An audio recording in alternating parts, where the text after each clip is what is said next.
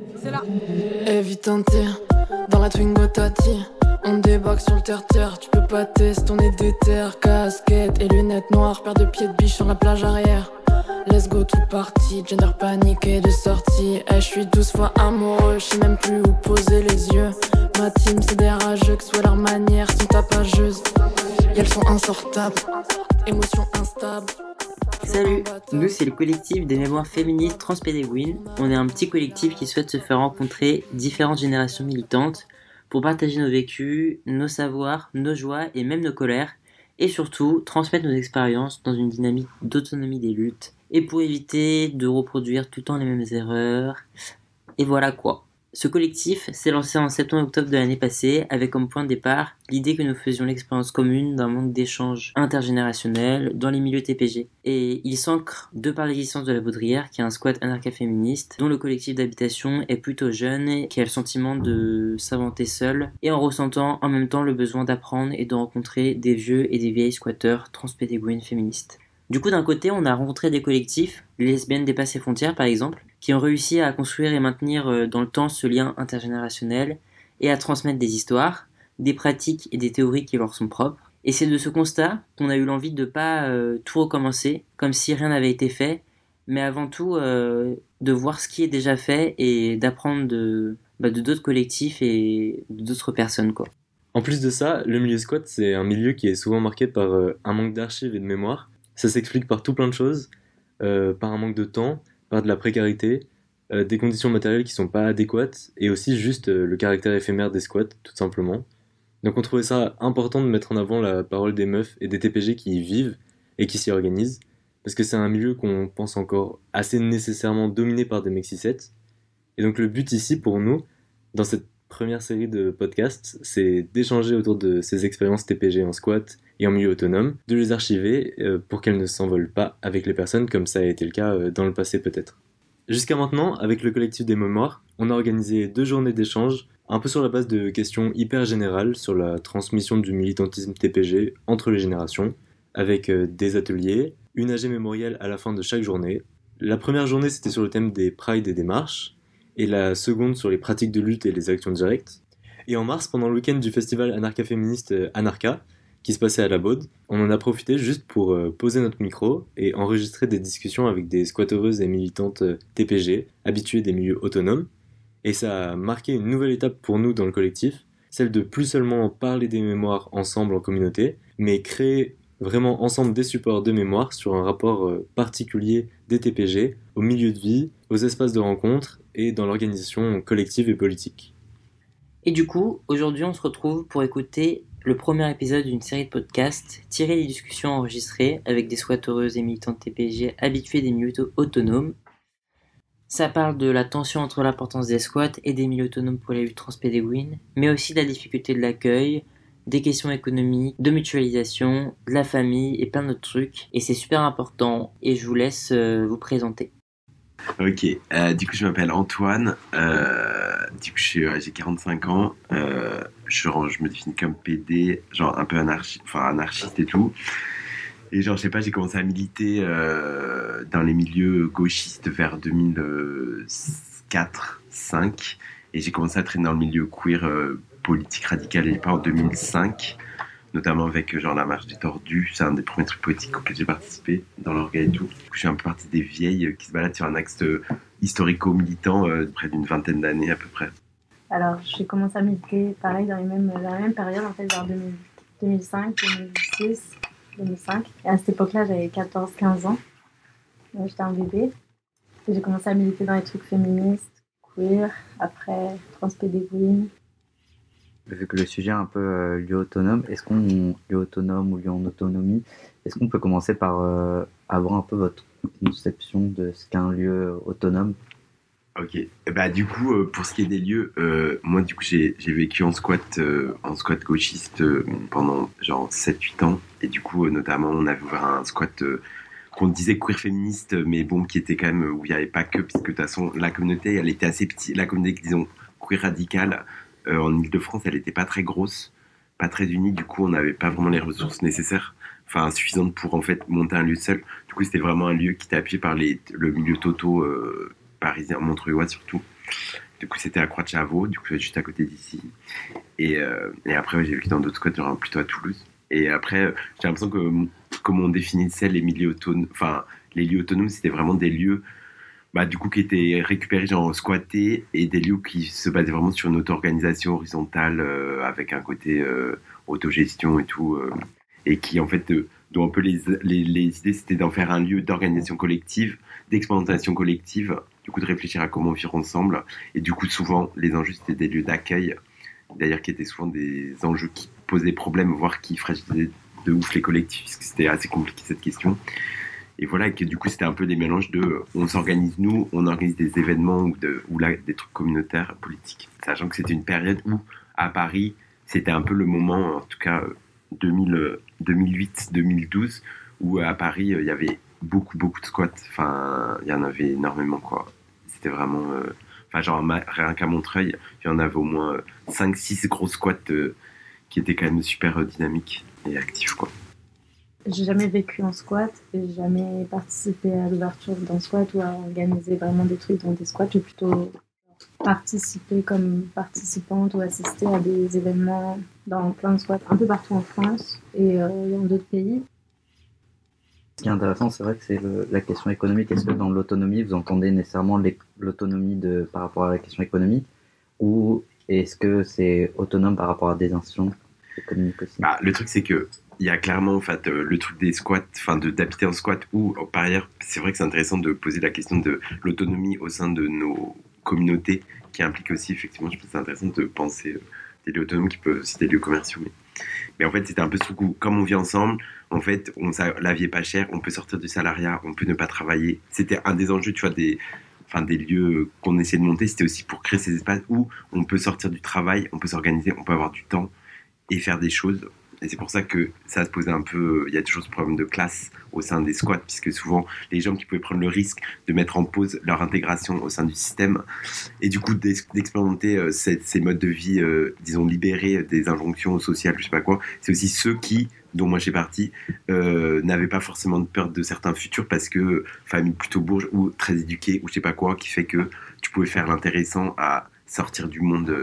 qui est par ailleurs nul, hétéro, travail, capital, trop chiant, que beaucoup voudraient quitter, mais bon, qu'on n'a pas tous les mêmes privilèges face à l'expérimentation de ce truc-là. Et du coup, voilà, et je pense qu'il y avait aussi ce truc de se libérer du travail, et du coup s'organiser, et du coup tous ces trucs de base qui sont, tu fais de la récup, tu voles, et du coup tu t'organises pour machin, tu vois. Mais bon, c'est en fait, et c'est pour ça que ça a aussi posé des problèmes, parce qu'en fait, ceux qui pouvaient s'organiser pour vivre de cette manière-là, qui est quand même assez sexy en vrai, parce qu'en fait, tu travailles pas, t'es avec des gens, tu fais des trucs cool, stylé, politique, en plus c'est valorisé socialement dans les milieux marginaux et tout, et qu'après il y avait les enjeux, tu vois, de qui le fait pas, et du coup très blanc, très issu de la classe moyenne, souvent très éduqué, machin et tout, ce qui enlève pas la valeur potentielle de l'expérience en soi, mais qui limite la réalité de ce que ça produit, puisqu'en fait ça reste que de l'expérience de vie libérée pour les enfants de la classe moyenne, quoi. Bah, c'est ça, c'est qu'en fait il faut un filet de sauvetage, ou en tout cas beaucoup des personnes qui peuvent se permettre de faire ça, c'est des personnes soit qui ont un filet de sauvetage à un moment ou à un autre qui leur permet de se reprotéger de plein de manières, ou alors au contraire des personnes qui ont absolument aucune autre option que le squat. Donc du coup ça crée aussi des asymétries à l'intérieur des squats, pourquoi t'es là et qu'est-ce qui te permet d'être là, ou qu'est-ce qui fait que t'as aucun autre choix que de faire. Quand j'avais 15 ans, j'ai commencé à militer au sein des Furious Fire, qui était un collectif féministe radical, mais pas avec la même signification qui est donnée à féministe radical aujourd'hui, et qui était assez informel. Mais après, en fait, j'ai toujours été un petit peu à la marge de tous les collectifs dans lesquels j'étais. J'ai jamais été genre parmi le noyau d'un collectif, du coup je suis toujours restée un petit peu à la marge. Parce que tu dis qu'il y a des leaders dans les collectifs dits autonomes. Bah oui. Tu penses qu'il y en a? Bah oui, mais après, c'est pas forcément un truc de hiérarchie, de pouvoir, c'est aussi qui investit le plus de temps, d'énergie, sur les épaules de qui repose le travail militant, donc c'est pas, je le vois pas forcément comme un truc négatif, mais souvent, on n'échappe pas au fait qu'il y a, il y a des personnes qui investissent plus de temps et d'énergie et qui du coup prennent plus de décisions. J'ai l'impression qu'on les vide pas un peu mitigés ou modérés, ou essayer d'y être attentif. Mais de les éviter complètement, je pense que c'est un peu illusoire de penser qu'on peut s'en défaire complètement, comme si on était hors des axes d'oppression qui existent. En tout cas, c'est sûr qu'il y avait ce truc de si à un moment les squats queer, anarcho-queer, disons autonomes, ont commencé à être super nombreux, genre en Europe.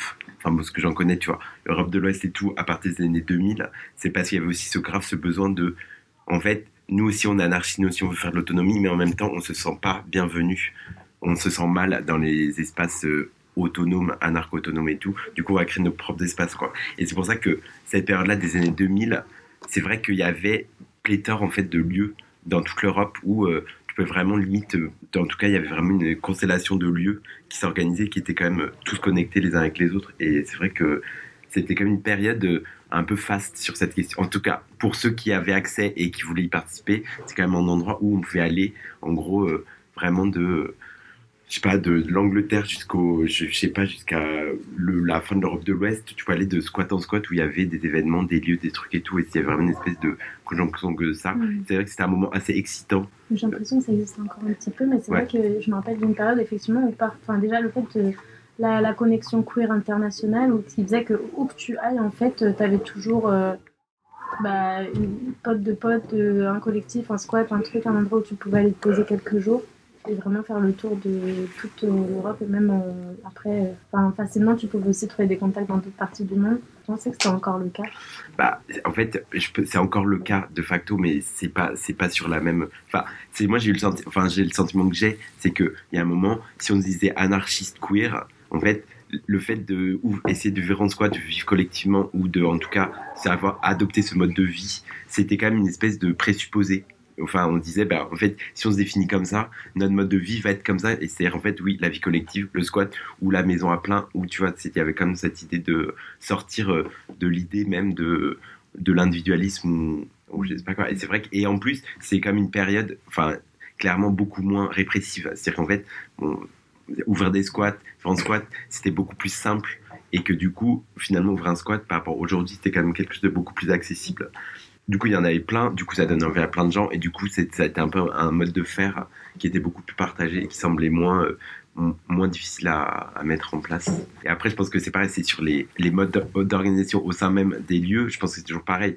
En fait, c'est quand même aussi une période, si on se réfère à nos années plus anciennes, il y avait quand même moins de monde, la communauté était beaucoup plus petite. Du coup, bien sûr, c'était auto-organisé, auto-géré, plutôt horizontal, mais en fait, la proximité entre les gens, elle était quand même assez forte. C'est pour ça qu'il y avait autant d'ailleurs d'histoires et de problématiques, c'est que les histoires n'étaient pas diluées dans une espèce de communauté large, dont il y avait plein de questions qui n'étaient pas vraiment posées, qui étaient les questions de race, les questions même de féminisme concret. Je pense que, je dis pas qu'on était à l'ouest individuellement, mais collectivement, on était quand même à l'ouest.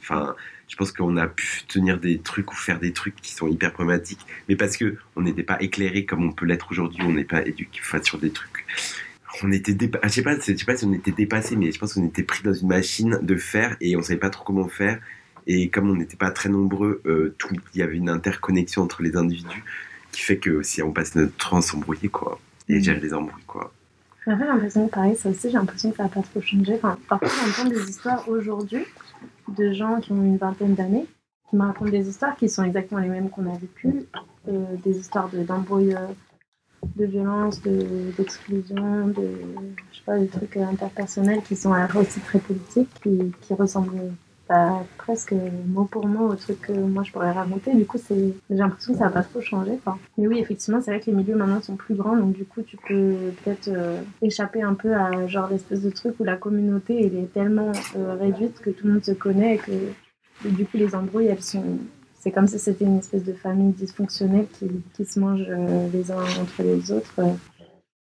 Peut-être comme il y a un peu plus d'espaces queer et féministes qui existent, et puis j'ai l'impression qu'un des trucs qui a beaucoup changé, c'est que les personnes maintenant se politisent beaucoup par internet et par les réseaux sociaux, et donc du coup c'est des espaces qui sont plus grands, quoi. On n'est pas limité par 3 collectifs de squats et une soirée. J'ai l'impression qu'il y a plus d'espaces différents. J'ai l'impression qu'en ce moment à Paris il se passe 10 trucs queer tous les soirs, quoi. Du coup moi j'ai l'impression que ça fait, moi j'ai envie de dire 2 trucs. C'est ce qu'on nous n'a jamais réussi à régler, c'est la question de l'autonomie en termes de justice au sein même de la communauté. C'est-à-dire, en fait, quand il y a des problèmes, comment on nomme les problèmes, comment on règle les problèmes, et comment on ne fait pas juste ce qui a été fait et ce qui se fait encore beaucoup. moi j'ai l'impression que c'est moins pire maintenant que ça l'était à l'époque, parce que j'ai l'impression qu'il y a des gens qui s'éteignent tous les 4 matins parce qu'ils avaient mal fait, tu vois, enfin il y avait quand même ce truc d'incapacité de s'auto-gérer nos problèmes et en fait, oui, il y a un moment, il y a besoin de faire justice et réparation, je sais pas, parce qu'il y a des problèmes, il y a des gens qui subissent des choses par des gens de la commune ou je sais pas quoi, comment on fait, et là je pense qu'il y a toujours un truc c'était un peu l'échec de ça, en tout cas, et qui a continué, enfin, il y a vraiment eu un truc là-dessus, et qui a pas vraiment été re-questionné, parce que si, ça pourrait être questionné avec les camarades de l'époque qui ne sont, c'est pas, enfin, tout le monde est un peu disparu. C'est un peu les trucs qu'on avait abordés sur la question de la longévité ou l'endurance au sein des milieux marginaux radicaux. Et après, je pense qu'il y a aussi ce truc que, de toute façon, la question queer féministe c'est clairement gentrifiée aussi. Et du coup, il y a des trucs qui se disent queer féministe et en fait, c'est des soirées à 15 balles. Ou même des événements, genre, je sais pas, des séminaires à la fac. Enfin, notre époque du queer féministe, c'était quand même, on est Toto, c'est ACAB et Nick la police, et en fait, on vit en squat. Il y avait ce côté quand même non, mais bon, enfin, que la Baudrillard, d'ailleurs, dans laquelle elle se trouve dans le sillon de cette histoire-là. Mais il y avait le côté où queer féministe pour nous c'était quand même ultra gauchiste à fond quoi. Alors, il y avait quand même déjà des trucs universitaires. Oui mais c'est le début. Oui mais tu vois c'est le début. Oui mais c'est le début des conflits. Oui, du coup parce que non mais c'est vrai qu'il y avait les queers radicaux, il y a les queer paillettes.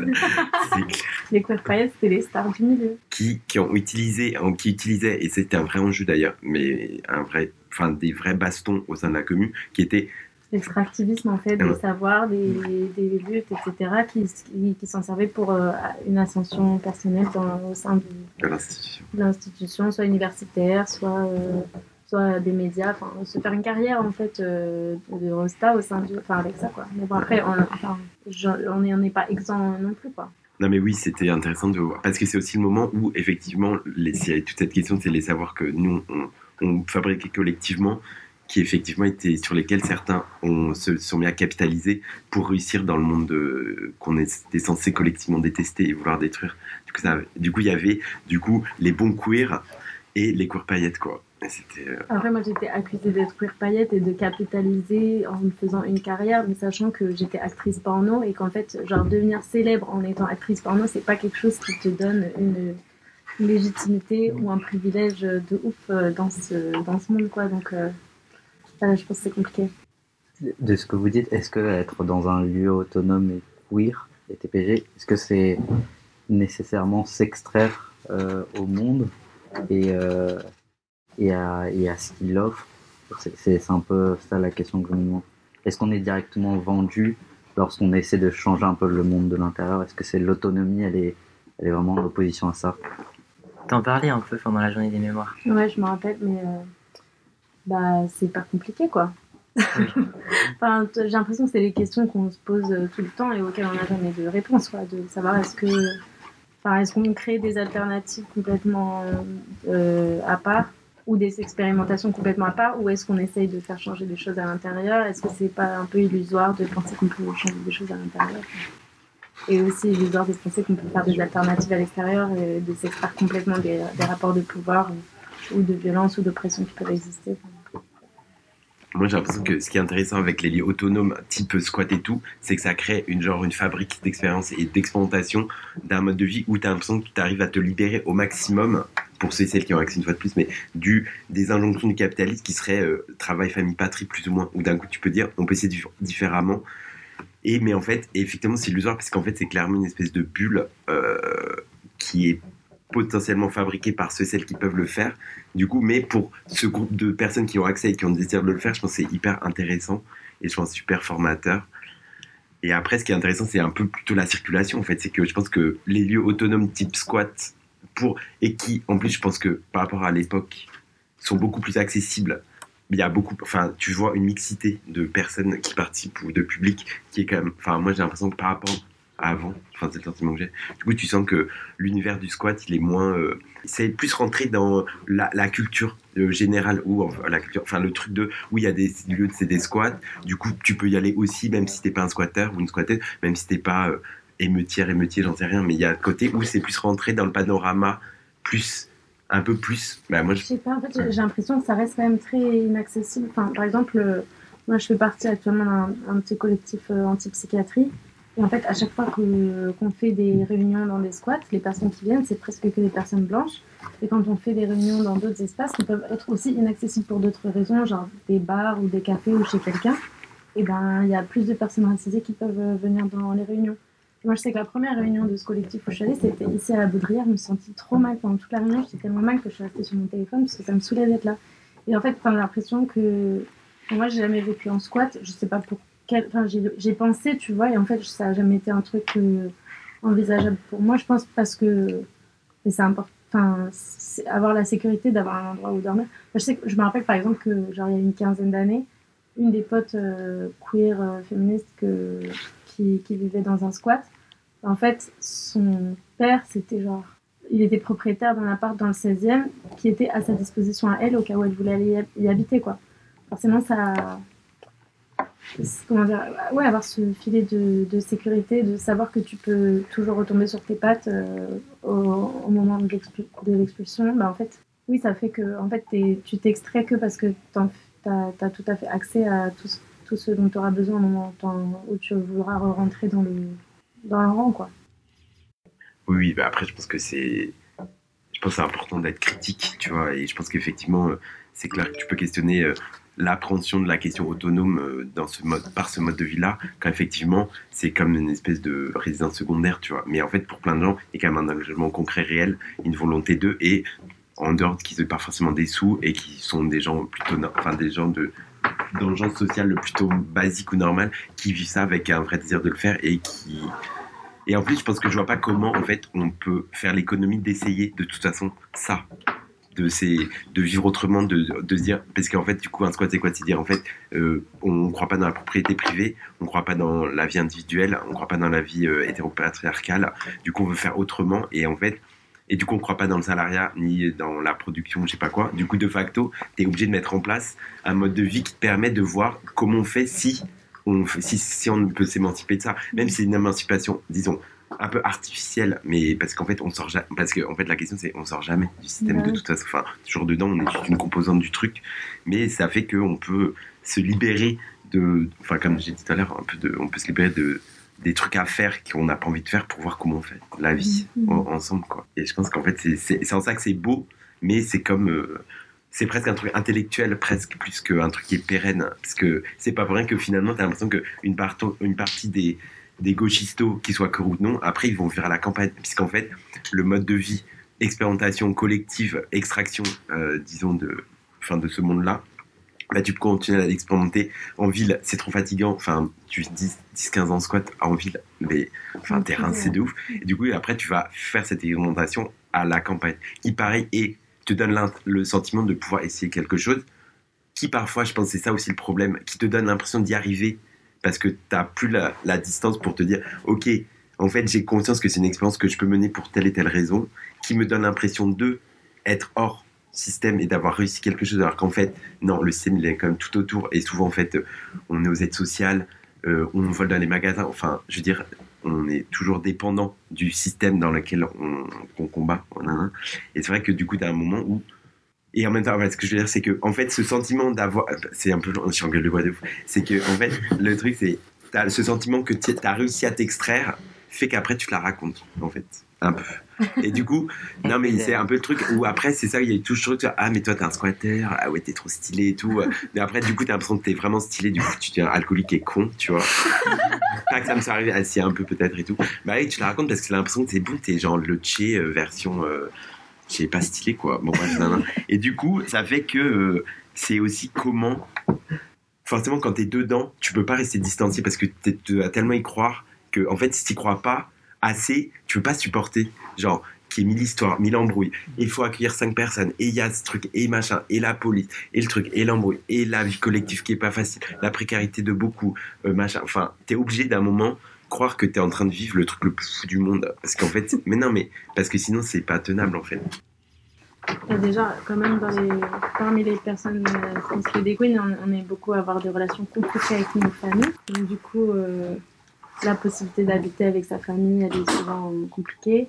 Et en plus aussi, on a besoin de créer des familles choisies. Donc du coup, je pense que il y a une logique de la vie en squat pour les personnes transpédéguines qui s'ajoute à la vie en squat pour les anarcho-autonomes hétéros en général. Mais est-ce que tu as créé une autre famille, du coup, en dehors, pas forcément du coup dans un lieu ancré, mais plus à l'échelle d'un collectif?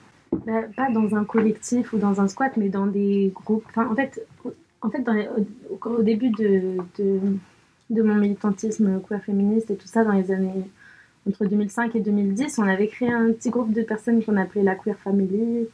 Mais en fait, c'est des familles qui sont tellement toxiques, tellement violentes et tout ça, qu'au final, en fait, c'est des familles qui te protègent pas forcément plus que ta famille biologique, quoi. Du coup, j'en suis un peu revenue. Mais oui, il y a eu des périodes où ça a été le cas. Ce dont parlait un peu Antoine tout à l'heure, le fait que quand il y a des conflits interpersonnels ou des violences, et ben la manière dont on réagit dans nos milieux à ces situations-là. D'abord, on n'a pas un travail de fond sur ces questions-là, sur la durée. Donc, on y répond tout le temps dans les situations de crise. Genre, il se présente un truc, on n'a pas réfléchi à comment on gérait ces questions-là de manière approfondie. Juste, la crise se présente et on réagit en fait sur le moment. Et à chaque fois, en fait, en reproduisant plus de violence, et en vrai, genre beaucoup, en excluant la personne qui est la plus facile à exclure. En fait. Mais c'est intéressant ce que tu dis, parce que j'ai l'impression que j'ai eu une de ces réflexions-là récemment, en mode aussi, j'ai pas envie d'y croire que ça va durer.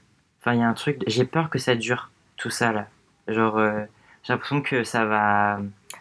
Je sais pas, j'arrive pas à voir au-delà, j'ai envie que tout se fasse là dans le présent et tout, mais si je vois au-delà, ça va me stresser, ça va me faire peur. Je sens que ça va être trop de charge. Et d'un côté, par exemple, la Baudrière va se faire expulser. C'est un bien commun, enfin je le vois aussi comme une étape, quoi, en mode on passe à autre chose et... Mais c'est vrai que du coup, quand nous, notre squat, on s'est fait expulser en fin novembre 2010, après un an de vie. Mais en fait, nous, c'était genre, il y avait une maison d'habitation, on habitait à 6, il y avait un immense hangar, et du coup, c'est devenu un peu un des lieux d'organisation politique de l'Est parisien, je sais pas quoi, tu vois. Et du coup, c'est vrai que quand on s'est fait expulser, après, je raconterai même pas l'histoire tellement c'est... Bref, c'était... Enfin, ça finit... Bref, non. On s'est fait expulser par 200 keufs, tout le quartier était bouclé, enfin, c'était hyper intense et tout. Et j'étais content. Non, enfin, c'était horrible parce qu'on a dû partir dans la nuit, parce qu'on a eu vent qu'on allait être expulsé de manière genre... Et comme ça faisait une semaine qu'on se battait à coups de cocktail Molotov, et qu'on avait pour à moitié brûlé la rue et tout. Et que du coup, c'était horrible parce qu'on est parti en 8 heures, on a dû tout prendre, tout quitter. Et en même temps, j'étais là... La pression, quoi.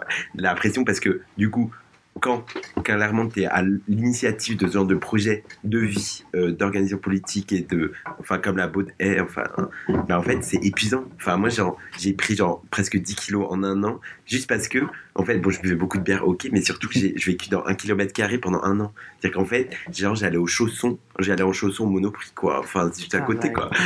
Et je pense que j'ai passé le même jogging pendant un an, quoi. Alors que, en fait, I'm swaggy, quoi. Je sais pas comment. Et du coup, j'étais là, et je pense que oui, quand ça se termine, c'est épuisant et tout, mais parce que je pense qu'il y a aussi toute cette charge, du coup, qu'on a parlé de, oui, les leaders ou les personnes qui, en fait, sont en charge plus parce qu'ils sont le désir / le temps / l'obsession ou l'illumination / le destin destiné qu'on s'auto-écrit pour ça et tout. Et ben, non, mais parce qu'il y a de ça, enfin, je dirais, on a envie d'avoir une vie un peu spéciale, quoi, chacune. Et du coup, il y a ce truc de... en fait, comme tu es hyper investi, notamment si tu habites sur le lieu, en fait, on se rend pas compte de la charge de travail, charge mentale, qui est quand même hyper forte. Et en même temps, que ceux et celles qui le font, le choisissent, parce qu'en fait, ils sont capables de le faire et ils ont envie d'être à cette place-là. Et comme en fait, il y a plein de trucs qui fait que la communauté elle est tellement fragile que du coup, il y a aussi ce truc de la communauté fragile. Du coup, un peu comme les hétéros qui font style j'habite en squat mais en fait peuvent retourner chez papa et maman. Nous en fait pour beaucoup c'est super compliqué, ou voire impossible d'aller chez papa et maman et tout, ou de revivre dans la vie normale.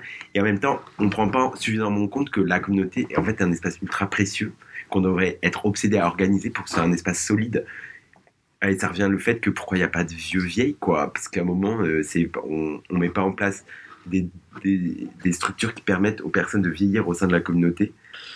Comme en fait les personnes très précieuses qui sont des organisatrices genre hyper centrales et dont on est genre hyper reconnaissant. Et ben en fait on n'est pas, et c'était plutôt dire ah tu prends trop de place, t'es là ok, mais en fait si les quelques personnes qui sont obsédées, qui font les trucs, en fait si elles le font pas, personne ne le fait. Du coup non, en fait comment on les soulage, et déjà on les valorise, on les valide et on dit merci, tu vois, et qu'après on se dit non mais c'est vrai, tu vois, et qu'après tu dis bon mais en fait là il y a une prise de pouvoir trop importante, du coup, qui est aussi une responsabilité de ceux et celles qui se laissent organiser. Parce que c'est bien d'avoir des personnes qui dorment 3 heures par nuit et qui font 1000 trucs et qui sont nanana, et on se repose un peu sur elles, et après on les critique, on le dit, bon, ok, X, Y et Z là ont une place trop importante, elles font trop, on va les soulager, et du coup en prenant, et du coup, penser le truc d'autonomie de leader-leaduse temporaire au sein d'une milieu, je trouve que c'est hyper intéressant. Tu dis, bon, mais là, il y a les quelques personnes qui ont l'énergie et le désir d'eux,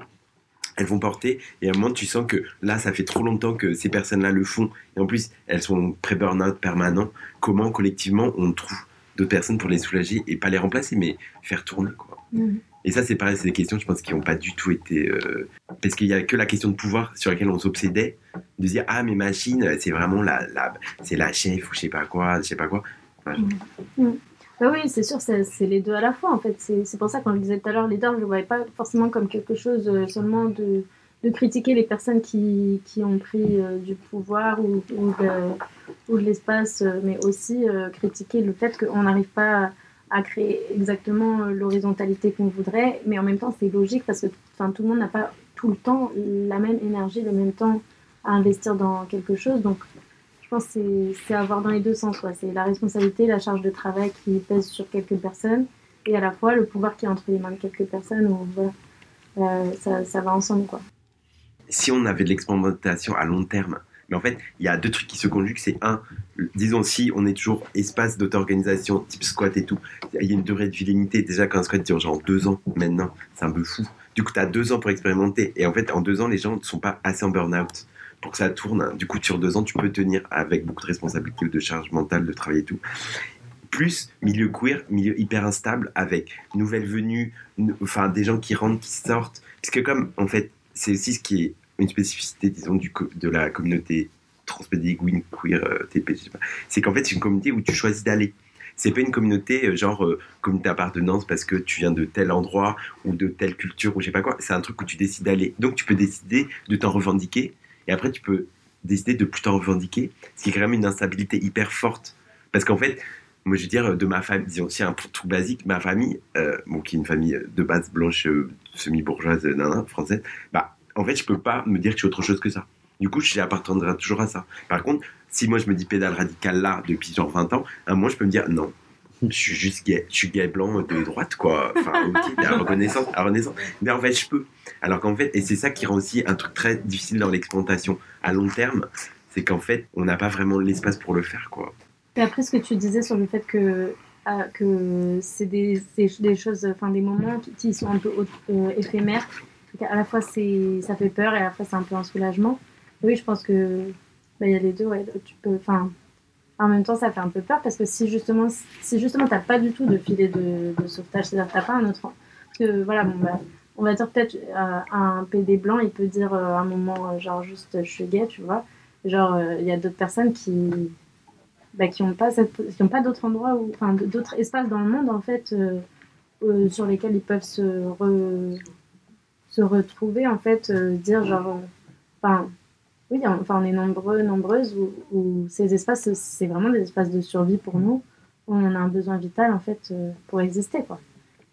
Des espaces communautaires. Je pense, en tant que travailleuse du sexe, par exemple, c'est vrai que être une pute isolée, c'est très, très, très, très dangereux, quoi. C'est le cas pour plein d'autres identités. Donc du coup, le fait de se dire que ces espaces-là, à un moment, ils peuvent disparaître, ou tu peux en être exclu, ça te met dans une instabilité, une précarité qui... vraiment, ta vie, elle dépend de ces espaces, quoi. Pas seulement pour le logement, pour la survie économique, mais aussi pour la survie psychique, je sais pas. Donc c'est peut-être aussi pour ça que je reste beaucoup à la marge de plein d'espaces, et où j'ai jamais fait dépendre mon logement de ces espaces. Donc j'ai jamais vécu dans un squat parce que j'ai toujours senti cette précarité, cette instabilité comme quelque chose qui pouvait vraiment mettre ma vie en danger, en fait. que je pouvais pas dépendre pour manger et dormir de milieux aussi instables où en fait du jour au lendemain je pouvais me retrouver sans rien. En fait, j'ai eu peut-être cette illusion à un moment de me dire genre j'ai une famille queer et un réseau et je suis protégée et je sais que j'ai un endroit où me reposer, etc. En fait, j'ai perdu cette illusion-là en voyant aussi plein de gens qui... Enfin, j'ai l'impression que nos communautés queer, radicales, féministes, elles font monter des gens pour ensuite les sacrifier, tu vois. Ce truc que tu disais de genre reprocher à la personne qui a pris de l'espace et qui a en fait aussi pris des risques pour sa survie de plein de manières en prenant cet espace-là, de lui reprocher d'avoir pris du pouvoir, d'avoir capitalisé ou je sais pas quoi, ou de prendre trop d'espace. Et en fait, j'ai l'impression qu'on sacrifie quand même beaucoup de gens. Enfin, j'ai vu des gens disparaître complètement ou être vraiment sacrifiés. Enfin, il y a des personnes qui sont décédées, tu vois, dans nos milieux aussi parce qu'on n'a pas suffisamment pris soin d'eux et d'elles. Et du coup, j'ai un peu perdu cette illusion-là de me dire genre, t'auras toujours un endroit où te reposer, t'as un réseau autour de toi qui te soutient et tout ça. Enfin, j'espère que c'est ton cas et que c'est le cas et que ça va être de plus en plus le cas pour nous toutes aussi, qu'on va apprendre à prendre soin les uns des autres, les unes des autres, et à pas se jeter sous les roues du bus en fait au moindre problème. Mais j'arrive pas à avoir cet optimisme en fait. Moi, je fais plus, peut-être à cause des trucs que j'ai vécu, je fais plus assez confiance à nos milieux, à nos communautés pour prendre soin les unes des autres. C'est vrai que, je trouve que c'est intéressant de se penser qu'on a conscience qu'on appartient à un groupe genre minorisé, maltraité, qui a besoin de s'organiser de manière autonome et de créer un entre-soi pour se protéger et tout, parce que, comme tu dis, même si c'est un milieu où on choisit d'aller, c'est aussi pour beaucoup, mais pour moi le premier, même si je suis un gay blanc dissimulé et tout, mais c'est ce truc de, moi, si c'est vital d'appartenir à ces milieux. Et du coup, c'est pas forcément pour des nécessités matérielles, mais c'est des nécessités intellectuelles, politiques, de santé mentale, clairement. Mais par contre, le problème, c'est que, comme, en fait, on n'assume pas que c'est un espace dont on a besoin, qu'on doit construire, qu'on doit fabriquer, parce qu'on est là, ah non, mais c'est bon, personne n'a de responsabilité, c'est comme ça, c'est un peu genre instinctif, organique. Du coup, c'est à qui peut. C'est-à-dire, en fait, c'est un peu sur la question même du désir et de la sexualité, c'est pareil, c'est une question qu'on n'aborde pas, genre, toi t'as accès, moi j'ai pas accès, mais c'est ta faute. T'arrives à t'intégrer dans le milieu squat, c'est grâce à toi, t'y arrives pas, c'est ta faute. En fait, il y a ce côté où, comme on n'assume pas que c'est une communauté dont on a besoin, qui est vitale pour nous, et dont on a besoin de construire les cadres et les normes et les lois, en fait, entre guillemets, et en fait, du coup, ça reste un truc de qui peut. Donc en fait, comme toi, tu dis, toi, effectivement, qui est intégré dans ce truc-là, tu viens un peu la meilleure partie du truc, qui est aussi une sorte de récompense aussi à tout le travail que tu mets dans cette communauté-là, tu es dit anarcho-queer et tout, machin, et qui te rétribue, du coup, matériellement et symboliquement pour tout ce que tu fais et machin. Sauf qu'en fait, c'est toujours ce truc de qui peut, pour plein de raisons, parce qu'on ne dit pas, en fait, ok, milieu autonome, c'est qui veut. Du coup, tout le monde, mais en fait, il n'y a pas de règles, il n'y a pas de loi, il n'y a pas de mode d'emploi.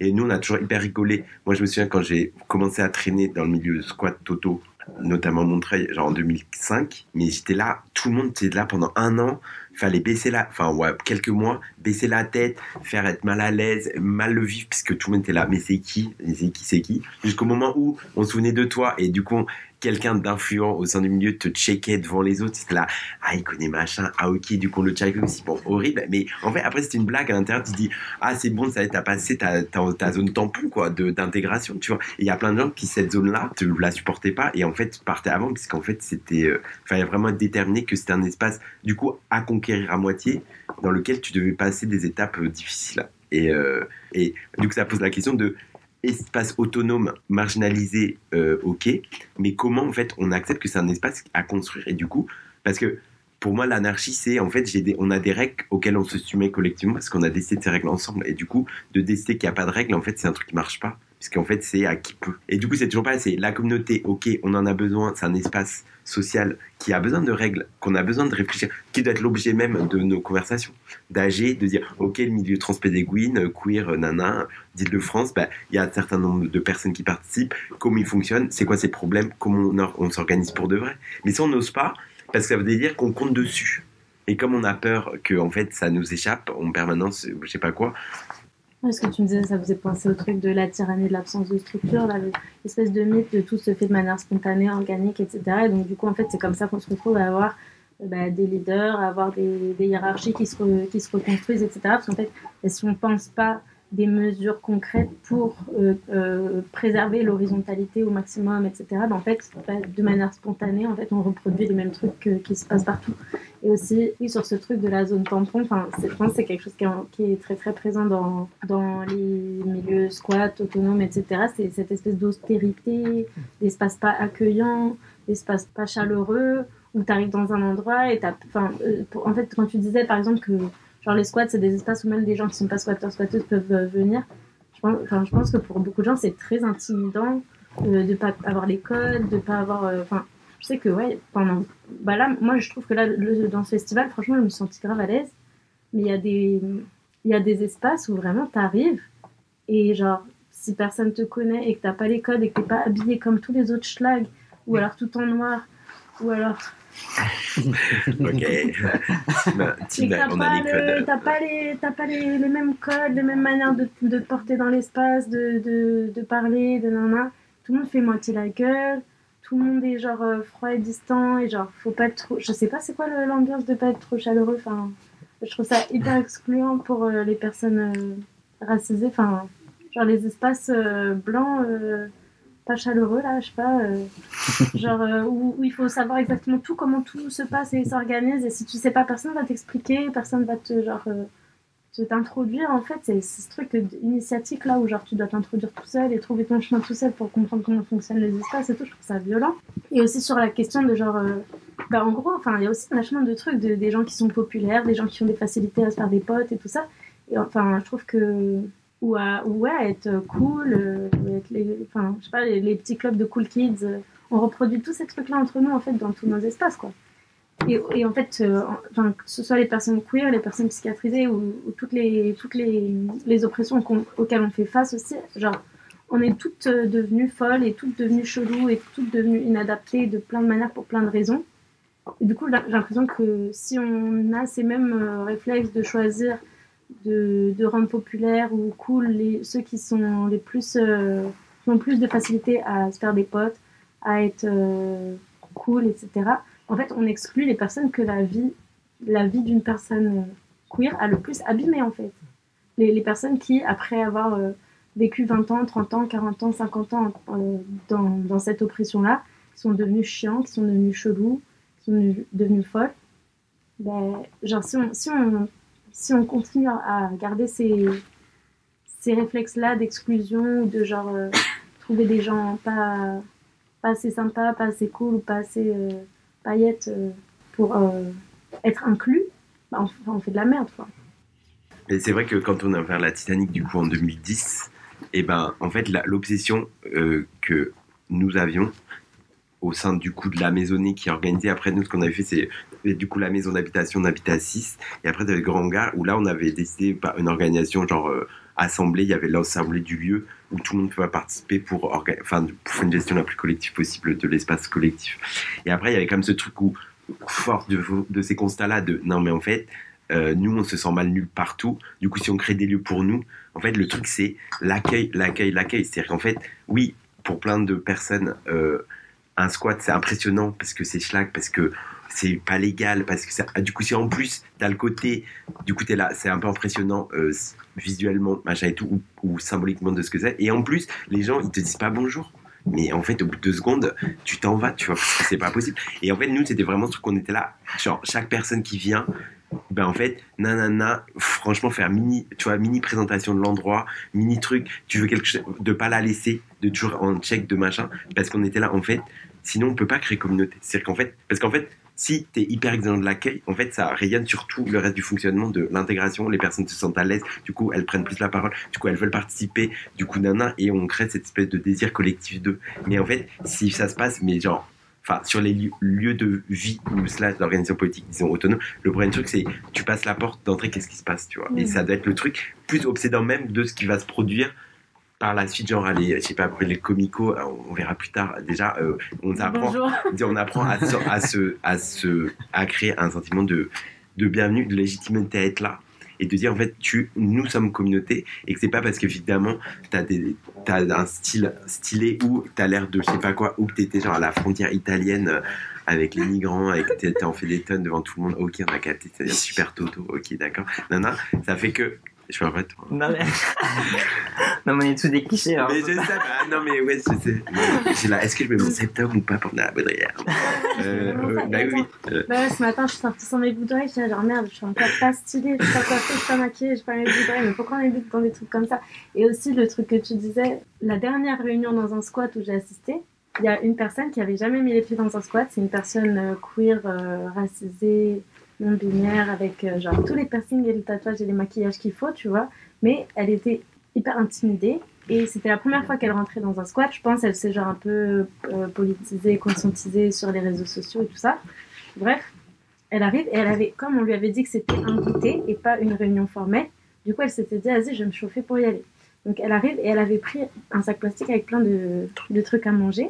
Attends, quand elle est rentrée, elle a dit j'ai ramené ça. Et la personne à l'entrée lui a fait ah pardon, ici c'est un lieu vegan, est-ce qu'il y a des œufs dans tes biscuits, genre, et du coup elle a pas osé les sortir et pendant toute la réunion elle avait gardé ça dans son sac parce qu'elle avait peur de sortir des petits biscuits des supermarchés où il y a des œufs et du lait, tu vois. Et genre à un moment on capte ça, elle a dit bah, j'avais ramené des trucs mais comme on m'a dit que c'est un espace vegan et que j'avais pas le droit de les sortir, bah, je les ai laissés dans mon sac. Et là bah, j'étais trop mal quoi. Et même, en fait, mais aussi, je me suis rendu compte que même moi, genre, au tout début de la réunion, la manière dont elle s'était présentée, elle s'était présentée avec des termes qui rentraient pas dans les codes de nanana. Et même moi, j'étais là, genre, je la regardais un peu, genre, qu'est-ce qu'elle fout là? Et en fait, c'est des trucs qu'on doit se questionner soi-même tout le temps aussi, de comment on est accueillant, comment on reproduit des codes excluants et tout, quoi. Miskina, elle a ramené des biscuits à tout le monde et elle s'est fait tège à la porte comme ça. Vous avez des questions dans le public? Du coup, vous n'avez pas l'impression de lutter contre le patriarcat, donc contre le système et les inégalités, la dureté du système, et en fait, vous les reproduisez, enfin, de ce que j'ai entendu, hein, en fait, ça se reproduit un petit peu dans le truc, donc c'est... Pourquoi en fait? En fait, ça existe, c'est même pas que ça se reproduit chez nous, c'est que c'est partout, c'est tout le temps autour de nous, tout le temps, le pouvoir il est là en fait. La violence, l'oppression et le pouvoir ils sont là, donc du coup, je pense que c'est... en tout cas, oui, enfin, je pense que l'important c'est justement d'en être conscient en fait. Comme je disais au début, éviter les hiérarchies ou éviter les oppressions, c'est impossible, ils sont là. Donc la seule chose qu'on peut faire c'est pas de pas se fermer les yeux et de faire comme si genre on était en fait j'ai l'impression que c'est tellement basique et évident ce que je dis que je comprends pas comment on est encore en train de dire ça maintenant, mais en vrai genre c'est ça, c'est d'être tout le temps conscient et consciente en permanence du fait déjà de sa propre position de pouvoir, des propres manières dont on peut exercer du pouvoir ou de l'oppression sur d'autres personnes et d'être tout le temps en train de remettre ça en question quoi. Enfin c'est la base. Non mais après c'est un truc de vigilance, c'est-à-dire qu'en fait c'est que je sais pas, c'est des trucs qu'on est tellement structurés par des normes qui nous ont matrixé tellement le truc, c'est quand tu essayes d'en sortir, en fait t'es en permanence ton être entier en permanence a des réflexes qui se fabriquent et dans tes fonctionnements, et qu'en fait si tu manques de vigilance en fait ça se reproduit en permanence. Cependant tu peux pas être en permanence dans la vigilance, après tu t'en peux plus, tu vis pas, et du coup c'est comment en fait tu crées des espaces qui font une espèce de circulation entre on essaye, on rate, mais c'est pas grave, on réessaye, on rate, et toujours un peu ce truc comme ça, tu vois. Non mais parce que moi j'aime bien le terme genre d'héritage négatif, enfin juste on est passé par l'école républicaine, on s'est habillé d'une telle manière et du coup on a forcément un héritage négatif. J'ai aussi envie qu'on n'oublie pas le fait qu'en vrai il y a une répression insidieuse genre constante autour des lieux, un peu des brèches comme ça, qui nous permet pas en fait d'aller concrètement et de penser sur le long terme au-delà, parce que juste déjà quand on ouvre un squat on sait que c'est éphémère, du coup forcément dans l'esprit il y a un blocage, il y a des possibles qui sont réduits. Et j'ai l'impression que c'est dans tout. Tu sais très bien qu'en fait, et en plus en métropole, quand le contrôle il est permanent et que en fait tout est géré par des instances politiques et économiques qui veulent juste en fait t'écraser, en fait t'as pas l'espace et t'as pas le possible et l'imaginaire qui te permet d'aller au-delà. Et du coup pour moi c'est important qu'il y ait les brèches comme les squats qui existent, parce qu'ils permettent, voilà, c'est une tentative, mais ça reste quand même des essais, c'est bébé quoi, enfin, c'est rien quoi. Et en fait, ce que tu dis, ça me fait penser aussi, je ne sais pas si c'est quelque chose que tu as constaté aussi, mais enfin, moi j'ai commencé à militer en 2005, et en 2007, l'élection de Sarkozy, ça a fait exploser plein de choses. Ça veut dire qu'en fait, effectivement, c'est la pression de l'extérieur, ce que tu dis, la répression qu'on subit, elle nous fait aussi nous faire du mal les unes entre les autres. Et plus on est dans un contexte répressif, plus nos milieux ils sont instables, précaires, violents entre nous, parce qu'en fait, on réagit.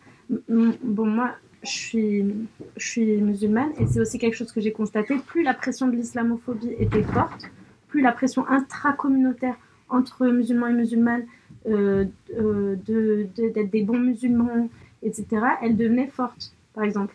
Donc du coup, c'est des choses comme ça où j'ai l'impression qu'il ne faut pas aussi s'auto-flageller pour nos échecs, parce que nos échecs ils sont aussi beaucoup conditionnés par la violence à laquelle on s'affronte au quotidien.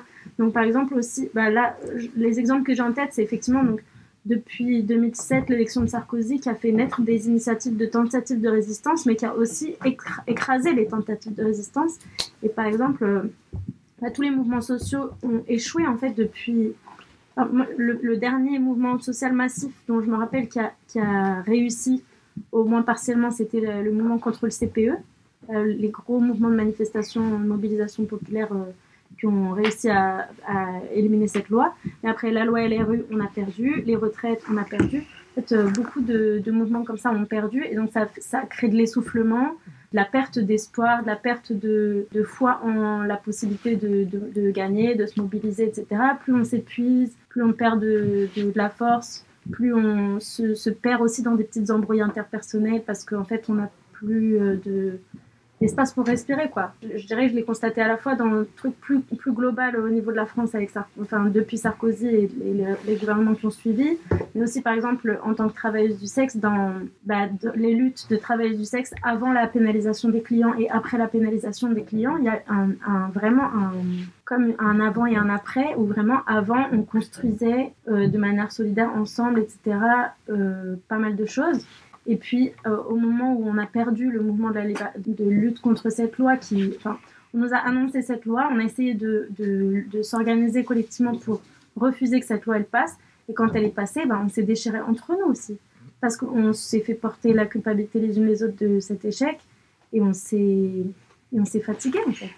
Donc, je pense que ce que tu dis, la pression de la répression à l'extérieur, elle fait qu'on est tout le temps sous pression et qu'on finit par imploser ou s'écraser, quoi.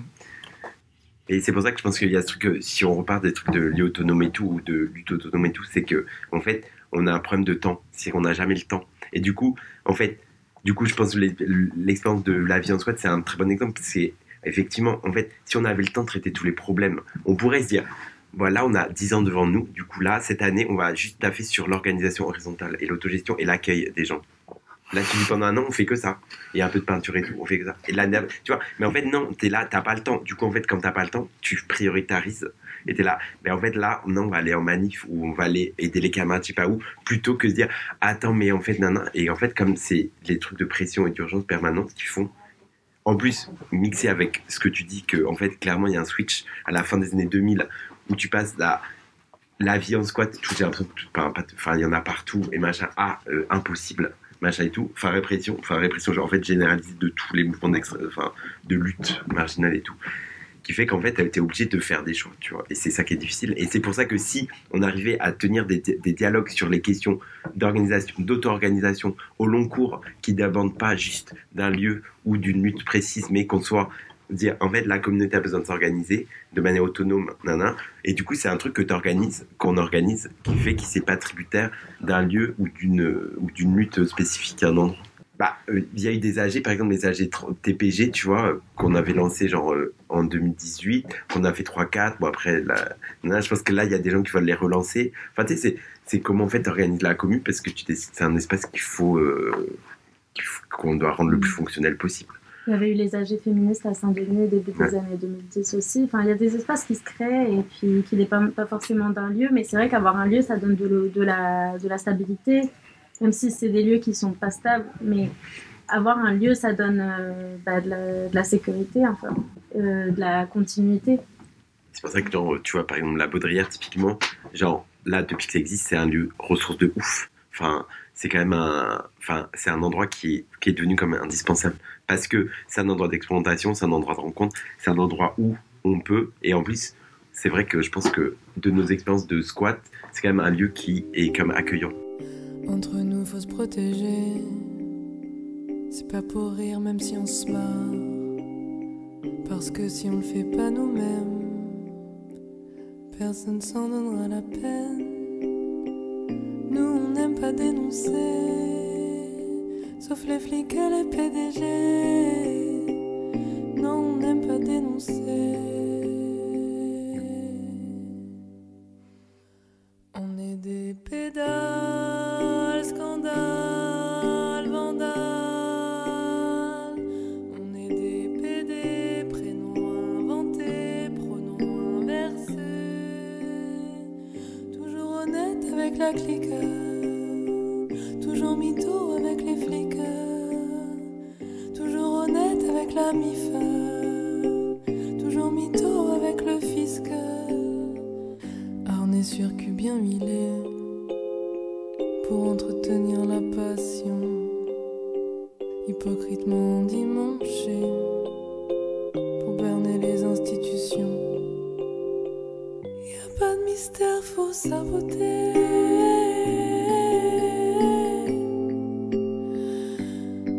Faut saboter.